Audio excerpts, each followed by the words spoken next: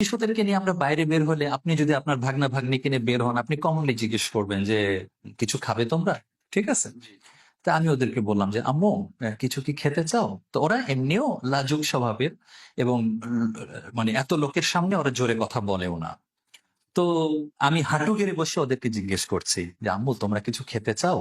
এখানে ফ্রুটস আছে, জুস আছে, বিস্কুট আছে। আমি নিজে থেকেই বলছি, হ্যাঁ, সারাদিন তো এগুলো আমরা পেয়েছি।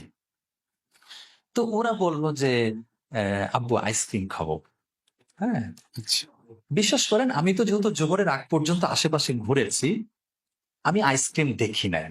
আচ্ছা হ্যাঁ, তা আমি ওদেরকে বলেছি যে আম্মু, আইসক্রিম তো এখানে নাই, তুমি লাবান আছে, তুমি কি লাবান খাবা? তা আমি হাঁটু গাড়া বসা ছিলাম, এবার উঠে আমি খুঁজতেছি যে কোন দিকে লাবান পাবো। হ্যাঁ, ঠিক আছে, কোন দিকে লাবান দিচ্ছে কিনা। জাস্ট বড় বড় লরির দিকে তাকিয়েছি যে কেউ লাবান দিচ্ছে কিনা। ওরা আবারও বললো না আব্বু, আইসক্রিমই খাবো। তা আই ওয়াজ স্টিল লুকিং, আমি দুই পাশে দেখছি।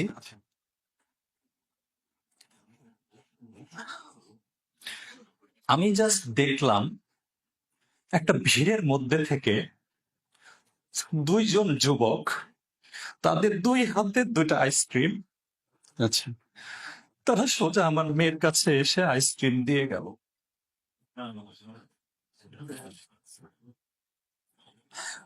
আমি বুঝলাম না, এত দূর থেকে ভিড়ের মধ্যে থেকে দুজন আসবে কেন হাতে আইসক্রিম নিয়ে? যদি হতো তাদের হাতে ডজন ডজন আইসক্রিম আছে, আমি মেনে নিতাম, দে আর অলরেডি ডিস্ট্রিবিউটিং। দুজন লোক, একজনের হাতে একটা আইসক্রিম আর একজনের হাতে আরেকটা আইসক্রিম।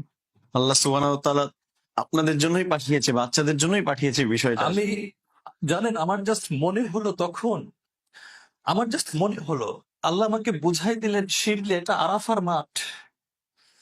আমার ছোট হাজি চাইছে আইসক্রিম খেতে, তুমি জানো না এখানে দোয়া কবুল হয়? আমার জাস্ট মনে হলো আল্লাহ বুঝাই দিলেন, how dear you tell them এখানে আইসক্রিম নাই। আমি তো এটা বলতে পারতাম, আচ্ছা আম্মু, আল্লাহর কাছে চাও, দেখা যাক পাওয়া যায় কিনা। আমি কেন সিদ্ধান্ত দিলাম এখানে আইসক্রিম নাই? তুমি কি লাবান খাবা? Why did I offer them alternative?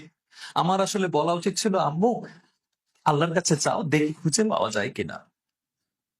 আমি এখনো ভুলতে পারি না যে ওই দূর আমি দেখতে পাচ্ছিলাম, বুঝলেন, প্রায় 30-40 হাত বা 20-25-30, আমি জানি না এক্স্যাক্টলি, একটা ভিড়ের মধ্যে থেকে দুজন আমাদের দিকে আসছে। They even did not talk to আস।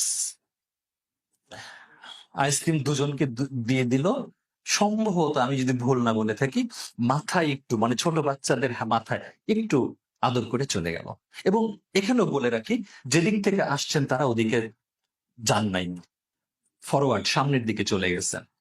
এখন অনেকে বলবে, ভাই, আরে এগুলো হয়ে যায়, উনারা দিচ্ছিলেনই, আপনারা ওই মুহূর্তে পেয়ে গেছেন।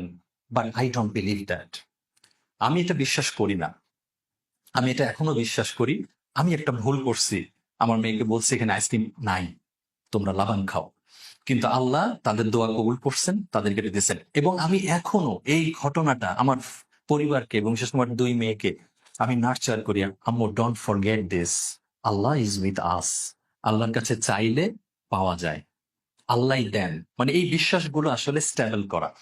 তো আসলে এগুলো প্রত্যেক বছর হজে, ওমরায়, সরি, হজে, আরাফার দিনে এটা তো মনে পড়েই। এবং ভাই, বিশ্বাস করেন, যতবার মনে পড়ে, এই যে আজকেও যেমন আমি একটু ইমোশনাল হয়ে গেছি, আমার এমন একটা দিন যায় নাই যে এই ঘটনা মনে পড়েছে আর আমাদের কান্না আসে নাই। ঠিক আছে, কান্না আসার মতোই বিষয়। জি, হ্যাঁ, সেটাই। সুবহানাল্লাহ। তো এটা এখন অনেকে বলবে, কামান শিবলি ভাই, সামান্য একটা আইসক্রিম নিয়ে আপনারা এত ইমোশনাল হয়ে যাচ্ছেন। No, it's not ice cream only, this is the response of Allah সুবহানাহু ওয়া তাআলা।